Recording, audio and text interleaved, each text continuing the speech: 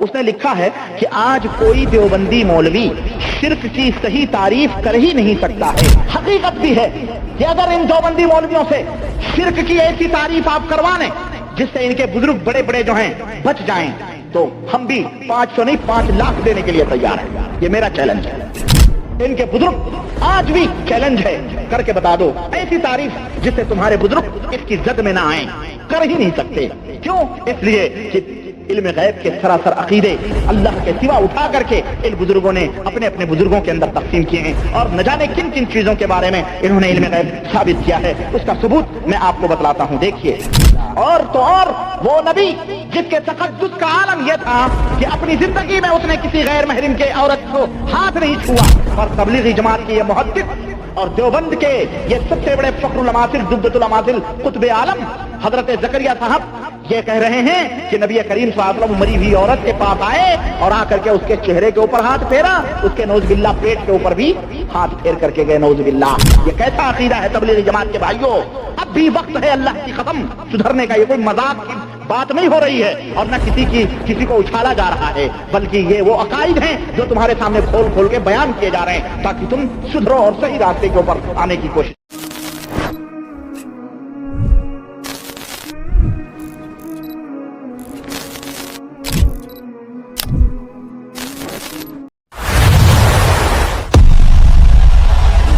पहली मर्तबा हमारे चैनल लाए हैं, प्लीज सब्सक्राइब कर लीजिए।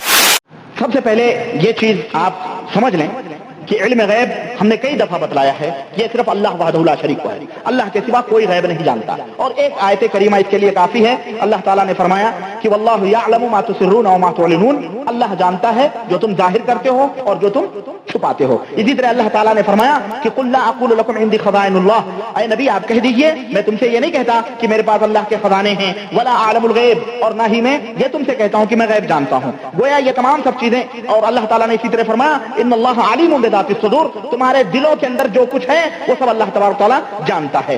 अब आइए कुरान करीम की इन तफसीलात के बाद आइए जरा हम आपके सामने फ़ज़ाइल आमाल के कुछ और नमूने इस ताल्लुक से पेश करते हैं कि इल्म गैब के दावे इन देवबंदी मौलवियों के बुजुर्गों के अंदर किस तरह से हैं और किस तरह से इन्होंने दावा किया है। इससे पहले मैं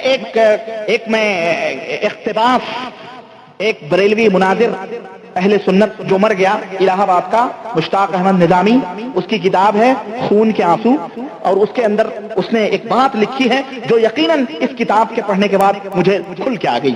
उसने खून के आंसू सफा नंबर 24 के अंदर ये बात लिखी है कि आज मुश्ताक अहमद निजामी नाम है, मुनाजिर अहले सुन्नत के नाम से याद किया जाता है। उसने लिखा है कि आज कोई देवबंदी मौलवी शिर्क की सही तारीफ कर ही नहीं सकता है, और अगर कोई देवबंदी मौलवी शिर्क की ऐसी तारीफ कर सकता है जिससे उसके अकाबिर यानी उसके बड़े बड़े उलमा उस तारीफ की जद में ना आए, यानी उस तारीफ में शामिल ना हो, तो आज भी मेरा चैलेंज है कि कोई भी शिर्क की जामे माने तारीफ करके मुझसे 500 रुपए का इनाम हासिल कर ले। यानी हकीकत भी है कि अगर इन देवबंदी मौलवियों से शिर्क की ऐसी तारीफ आप करवा लें जिससे इनके बुजुर्ग बड़े बड़े जो हैं बच जाएं, तो हम भी 500 नहीं 5 लाख देने के लिए तैयार हैं। ये मेरा चैलेंज है। कोई तारीफ देवबंदी मौलवी करके बतला दे जिससे इनके ये गुरु घंटाल लोग, ये लोग जिन्होंने ये किताबें, चाहे अशरफ अली साहब थानवी हो, चाहे रशीद अहमद गंगोई हो, चाहे खलील अहमद अम्बेडकी हो, चाहे वो जो है सहारनपुरी हो, चाहे वो हाजी इमदादुल्लाह मुहाजिर मक्की हो, चाहे हुसैन अहमद मदनी हो, चाहे जो है जकरिया साहब हो, चाहे यूसुफ साहब हो, चाहे इलियास साहब हो, कोई भी हो, इनके बुजुर्ग आज भी चैलेंज है, करके बता दो ऐसी तारीफ जिससे तुम्हारे बुजुर्ग इसकी जद में ना आए। कर ही नहीं सकते। क्यों? इसलिए कि इल्म गैब के सरासर अकीदे अल्लाह के सिवा उठा करके इन बुजुर्गों ने अपने अपने बुजुर्गों के अंदर तकसीम किए हैं और न जाने किन किन चीजों के बारे में इन्होंने इल्म गैब साबित किया है। उसका सबूत मैं आपको बतलाता हूं। देखिए, कहते हैं, आप उठाइए किताब फ़ज़ाइल दुरूद शरीफ सफा नंबर 106, इसके अंदर लिखते हैं, कहते हैं سفیان ثوری سے نقل ہے کہ میں طواف کر رہا تھا, میں نے ایک شخص کو دیکھا کہ وہ قدم قدم پر درود ہی پڑھتا تھا اور کوئی چیز تسبیح تحلیل وغیرہ نہیں پڑھتا. میں نے اس سے پوچھا اس کی کیا وجہ ہے؟ اس نے پوچھا تو کون ہے؟ میں نے کہا کہ میں سفیان ثوری ہوں. اس نے کہا اگر تو اپنے زمانے کا یکتا نہ ہوتا, یکتا یعنی بے مثال نہ ہوتا, تو میں نہ بتاتا اور اپنا راز نہ کھولتا. پھر اس نے کہا کہ میں اور میرے والد حج کو جا رہے تھے, ایک جگہ پہنچ کر میرا باپ بیمار ہو گیا, میں علاج کا اہتمام کرتا رہا کہ ایک دن ایک دم ان کا انتقال ہو گیا اور منہ کالا ہو گیا, میرے باپ کا منہ کالا ہو گیا. میں دیکھ کر بہت ہی رنجیدہ ہوا اور انا للہ پڑھی اور کپڑے سے ان کا منہ ڈھک دیا. اتنے میں میری آنکھ لگ گئی, میں نے خواب دیکھا کہ ایک صاحب جس سے زیادہ حسین میں نے کسی کو نہیں دیکھا اور ان سے زیادہ صاف ستھرا لباس کسی کو نہیں دیکھا اور ان سے زیادہ بہترین خوشبو میں نے کہیں نہیں دیکھی, تیزی سے قدم بڑھاتے چلے آ رہے ہیں. انہوں نے میرے باپ کے منہ پر سے کپڑا اٹھایا اور اس کے چہرے پر ہاتھ پھیرا تو باپ کا چہرہ سفید ہو گیا. واپس جانے لگے تو میں نے جلدی سے ان کا کپڑا پکڑ لیا اور میں نے کہا اللہ تعالیٰ آپ پر رحم کرے, آپ کون ہیں کہ آپ کی وجہ سے اللہ تعالیٰ نے میرے باپ پر مسافرت میں احسان فرمایا. وہ کہنے لگے کہ تو مجھے نہیں پہچانتا, تو مجھے نہیں پہچانتا, میں محمد بن عبداللہ صاحب قرآن ہوں. محمد بن تو تاکید بھی ہے کہ کوئی دوسرا نہ سمجھو محمد بن عبداللہ, میں صاحب قرآن ہوں. یہ تیرا باپ بڑا گنہگار تھا, یہ تیرا باپ بڑا گنہگار تھا, لیکن مجھ پر کثرت سے درود بھیجتا تھا. جب اس پر یہ مصیبت نازل ہوئی تو اس کی فریاد کو پہنچا اور میں ہر اس شخص کی فریاد کو پہنچتا ہوں جو مجھ پر کثرت سے درود بھیجے. فضائل اعمال پاکستانی پرنٹ صفحہ نمبر 791 اور انڈین پرنٹ صفحہ نمبر 106 اور واقعہ نمبر 43. اور واقعہ دیکھیں, نبی صلی اللہ علیہ وسلم بادل میں نمودار ہو. کس میں؟ بادل میں آ رہے ہیں. سفیان ثوری سے ایک اور آدمی کی ملاقات ہوئی. اس کا دوسرا واقعہ, انہوں نے ایک جوان کو دیکھا ہر قدم پر درود پڑھتا. اس سے پوچھا یہ تیرا عمل کسی علمی دلیل کی وجہ سے ہے جو ہر قدم پر درود پڑھ رہا ہے؟ اس نے پوچھا تم کون ہو؟ میں نے کہا سفیان ثوری. اس نے کہا عراق والے؟ کہنے لگے ہاں. کہنے لگا تجھے اللہ کی معرفت حاصل ہے؟ میں نے کہا ہاں. اس نے پوچھا کس طرح معرفت حاصل ہے؟ میں نے کہا رات سے دن نکالتا ہے اور دن سے رات نکالتا ہے, ماں کے پیٹ سے بچے کی صورت پیدا کرتا ہے. اس نے کہا پھر تم کو کچھ نہیں, تم کچھ نہیں پہچانے, تم کچھ نہیں پہچانے. میں نے کہا تو پھر تو کس طرح پہچانتا ہے؟ اس نے کہا کسی کام کا پختہ ارادہ کرتا ہوں تو اس کو فسخ کرنا پڑتا ہے, نہیں توڑنا پڑتا ہے, اور کسی کام کے کرنے کی ٹھان لیتا ہوں مگر نہیں کر سکتا. اس سے میں نے پہچان لیا کہ کوئی دوسری ہستی ہے جو میرے کاموں کو انجام دیتی ہے. میں نے پوچھا, ابو سفیان کہہ رہے, سفیان ثوری کہہ رہے, میں نے پوچھا یہ درود کیا چیز ہے؟ اس نے کہا میں اپنی ماں کے ساتھ حج کو گیا تھا, میری ماں وہیں رہ گئی, مر گئی, میری ماں مر گئی. اس کا منہ کالا ہو گیا, ماں کا منہ کالا ہو گیا اور اس کا پیٹ پھول گیا. یہ منہ کالے, یہ پیٹ پھولے کس کے ہوتے ہیں؟ نیکوکاروں کے منہ مرنے کے بعد بھی کالے نہیں ہوتے, یاد رکھو.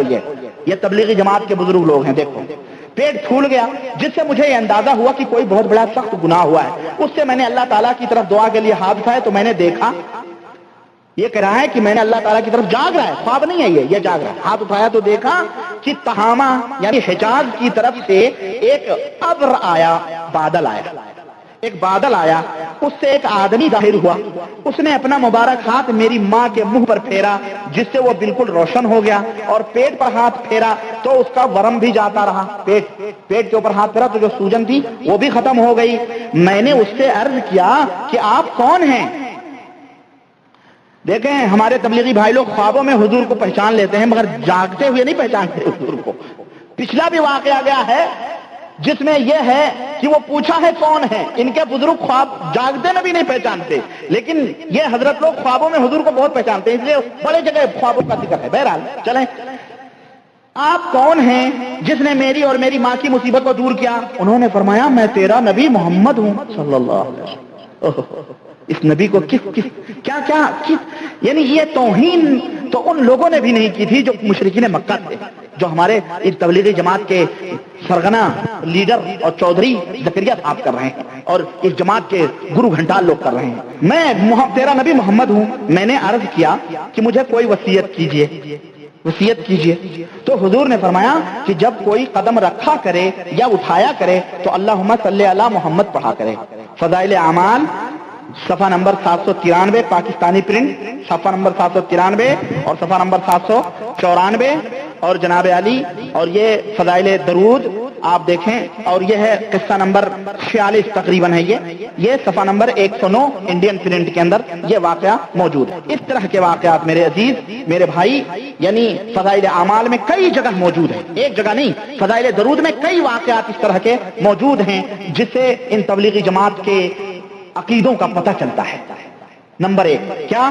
نمبر ایک کہ نبی کریم صلی اللہ علیہ وسلم غیب جانتے ہیں، اس کا پتہ چلا کہ نہیں چلا؟ ورنہ حضور کو کیا معلوم کہاں کون مراد تہامہ سے حضور اور باقاعدہ آ رہے ہیں۔ نمبر دو، مصیبت والوں کی مدد کے لیے نبی کریم صلی اللہ علیہ وسلم بنفس نفیس پہنچتے ہیں، ہے کہ نہیں؟ جاگتے ہوئے آئے نا حضور صلی اللہ علیہ وسلم، بادلوں میں آ رہے ہیں، بادلوں میں سفر کر رہے ہیں نبی کریم صلی اللہ علیہ وسلم۔ ہمارے یہاں کا طاہر القادری ٹکٹ دے کے نبی کو بلا رہا ہے، نعوذ باللہ، پاکستان کا ہے نہیں، وہ نجد القادری کہہ رہا ہے حضور آئے ٹکٹ دے کر کے، ہمیں ٹکٹ دو مدینہ جانے کے لیے، یہ بادلوں میں تبلیغی جماعت والے بلا رہے ہیں بھائی، دیکھیں۔ اسی طرح نمبر تین، ان واقعات سے یہ بھی عقید پتہ چلا کہ غیر محرم عورتوں کے منہ اور پیٹ پر نبی کریم نعوذ باللہ ہاتھ بھی پھیرتے تھے، اعوذ باللہ۔ وہ عورت کون تھی؟ غیر محرمی تھی۔ اسی طرح اس سے ہمیں ان واقعات سے زکریا صاحب نے یہ بھی عقیدہ بتلایا کہ بادلوں میں حضور صلی اللہ علیہ وسلم سفر کرتے ہیں آج بھی۔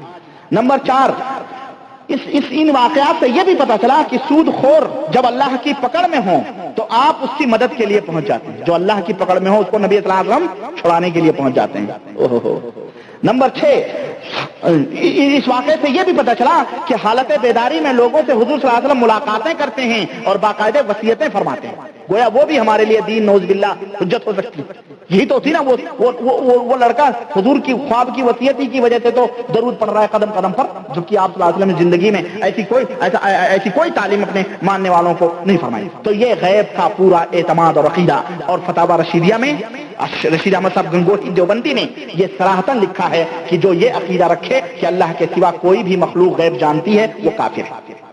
خلاص میں کچھ نہیں کہوں گا، اس سے آگے کچھ نہیں کہوں گا۔ خود دیوبندی فتوے کے حساب سے مولانا زکریا صاحب کا یہ فتویٰ ہے، یہ مولانا زکریا صاحب اور ان کے ماننے والوں کا یہ عقیدہ دیکھ لیں آپ۔ اللہ تعالیٰ نے قرآن کریم میں فرمایا اللہ کے سوا کوئی غیب نہیں جانتا ہے، وعنده مفاتیح الغیب لا يعلمها الا اللہ الا هو، اللہ ہی کے پاس غیب کی کنجیاں، اس کے علاوہ کوئی بھی نہیں جانتا، اور اللہ کے سوا کوئی بھی مشکل کشا اور حاجت روا نہیں ہے۔ اللہ تعالیٰ نے قرآن کریم میں فرمایا اما یجیب المضطر اذا دعاہ ویکشف السوء ویجعلکم خلفاء الارض، کون ہے جو مصیبتوں میں اللہ کو پکارے تو اللہ تعالیٰ اس کی پکار کو نہ سنے؟ کون ہے ایسا جو اللہ کو مصیبتوں میں پکارے تو کون اس کی دعا قبول کرتا ہے اور اس کی تکلیف کو دفع کرتا ہے؟ اور کون ہے جو تم کو زمین میں ایک دوسرے کا جنشین بناتا ہے؟ کیا اب بھی یہی کہو گے کہ اللہ کے ساتھ کوئی اور بھی معبود ہے؟ یہ تبلیغی جماعت کے لوگ کہتے ہیں اللہ کے سوا کوئی اور بھی ہے جو ہماری مصیبتوں کو دکھانے والا ہے، ہماری پریشانیوں کو دور کرنے والا، زندہ ہو کے نبی کریم صلی اللہ علیہ وسلم پہنچ کر کے سب کچھ کر رہے ہیں، نعوذ باللہ۔ اور تو اور وہ نبی جس کے تقدس کا عالم یہ تھا کہ اپنی زندگی میں اس نے کسی غیر محرم کے عورت کو ہاتھ نہیں چھوا۔ ایک صحابیہ آئی، پردے کے آڑ تھے، انہوں نے ہاتھ بڑھایا بیعت کے لیے، نبی رحمت صلی اللہ علیہ وسلم نے اپنی دونوں آنکھیں بند کر لیں اور فرمایا عائشہ اس عورت سے کہو اپنے ہاتھ پیچھے کر لیں، محمد کسی کا ننگا ہاتھ بھی دیکھنا گوارا نہیں کرتا۔ پر تبلیغی جماعت کی یہ محدث اور دیوبند کے یہ سب سے بڑے فخر الاماثل جدت الاماثل قطب عالم حضرت زکریا صاحب یہ کہہ رہے ہیں کہ نبی کریم صلی اللہ علیہ وسلم مری ہوئی عورت کے پاس آئے اور آ کر کے اس کے چہرے کے اوپر ہاتھ پھیرا، اس کے نعوذ باللہ پیٹ کے اوپر بھی ہاتھ پھیر کر کے گئے، نعوذ باللہ۔ یہ کیسا عقیدہ ہے تبلیغی جماعت کے بھائیوں؟ اب بھی وقت ہے اللہ کی قسم سدھرنے کا، یہ کوئی مذاق کی بات نہیں ہو رہی ہے اور نہ کسی کو اچھالا جا رہا ہے، بلکہ یہ وہ عقائد ہیں جو تمہارے سامنے کھول کھول کے بیان کیے جا رہے ہیں تاکہ تم سدھرو اور صحیح راستے کے اوپر آنے کی کوشش کرو۔ اور بادلوں میں سفر کرنے کا دعویٰ یہ سراسر جھوٹا ہے۔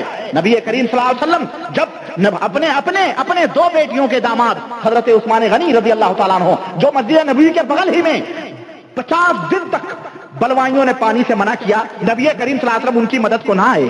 حسین پیاسے کربلا میں شہید کر دیے گئے، اپنے نواسوں کی مدد کے لیے نہ گئے۔ اور اسی طرح سے صحابہ کرام جہاں کہیں بھی شہید ہوئے ان کو بچانے کے لیے نبی کریم صلی اللہ علیہ وسلم نہ گئے، حضور زندہ تھے، صحابہ کرام شہید ہو رہے ہیں، حضرت ان کے چچا حضرت امیر حمزہ نبی کی آنکھوں کے سامنے شہید کیے جا رہے ہیں، لیکن ان کی بھی مدد کے لیے حضور نہیں آ رہے ہیں۔ اور غیب دانی کا یہ عقیدہ تم بتا رہے ہو، جب اگر حضور کو علم غیب ہوتا یا حضور حاضر تھے تو وہ حبشی جس نے حضرت حمزہ کو شہید کیا تھا اور تیر مارے تھے، اس نے حضور اگر موجود تھے اور حضور دلوں کے بھید کو جانتے تھے تو حبشی کے اس نیت کو حضور نہ جان سکے جو ان کے حقیقی چچا کو مارنے جا رہا تھا۔ ظالموں، تم کیا بات بتلانا چاہتے ہو؟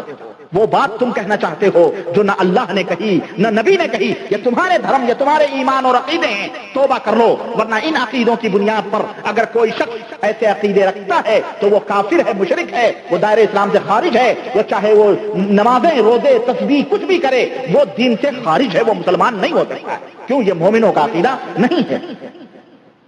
اور اس نے 70 اور میں کیا بتاؤں، پوری تاریخ ہے اس سلسلے میں وہ تاریخ نہیں دہرانا چاہتا، میں آپ ایک اشارہ میں نے دیا، اور دلوں کے راز صرف اللہ بہتر جانتا ہے۔ وَلَقَدْ خَلَقْنَا الْإِنسَانَ وَنَعْلَمُ مَا تُوَسْوِسُ بِهِ نَفْسُهُ وَنَحْنُ أَقْرَبُ إِلَيْهِ مِنْ حَبْلِ الْوَرِيدِ۔ اللہ نے فرمایا ہم نے آدمی کو پیدا کیا ہے اور ہم ہی اس کے دل کے بھید کو جاننے والے ہیں، اور تمہارے دلوں میں جو وسوسے پیدا ہوتے ہیں ان وسوسوں اور خیالات سے ہم واقف ہیں۔ یہاں نبی کریم صلی اللہ علیہ وسلم وہ اس کی ماں کہاں مری اور دل میں اس نے کہاں سوچا، اور حضور بادلوں میں تشریف لا رہے ہیں، یہ کیا عقیدے بیان ہو رہے ہیں؟ تبلیغی جماعت کے بھائیوں، اب بھی تم آنکھیں نہیں کھولو گے؟ اللہ کی قسم یہ حجت تمہارے اوپر میں قائم کر رہا ہوں، پلٹو، کتاب و سنت کو لازم پکڑو۔ ہم تمہیں کفر کی دعوت نہیں دے رہے ہیں، ارے ہم تمہیں وہ پیارے پیارے نبی کی باتوں کی طرف بلا رہے ہیں، ہم تمہیں شیطان کی طرف نہیں بلا رہے ہیں۔ یہ ہے شیطان کی دعوت جس کی طرف تم جا رہے ہو۔ پلٹ کے آؤ، یہ اللہ اور رسول کی باتیں، اسے گھبراتے کیوں ہو، بچکتے کیوں ہو؟ اس سے تو شیطان ہی بچکتا ہے۔